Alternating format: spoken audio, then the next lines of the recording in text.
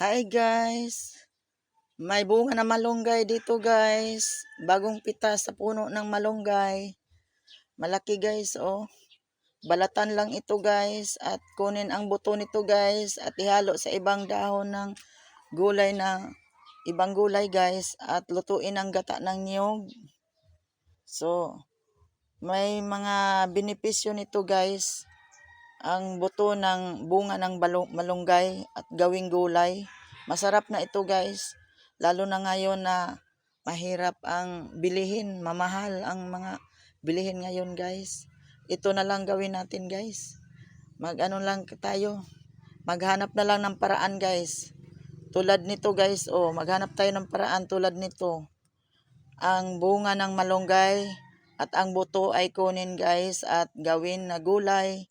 At lutuin ang gata, haluan ng ibang madahon na gulay guys.